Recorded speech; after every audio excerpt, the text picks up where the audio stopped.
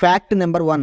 ఇక్కడ మీరు చూస్తున్న ఈ ఫ్రూట్ పేరు వామిట్ ఫ్రూట్. ఈ ఫ్రూట్ నుండి వచ్చే వాసనకు మనకు వామిటింగ్ వచ్చేలా ఉంటుంది. Fact number 2.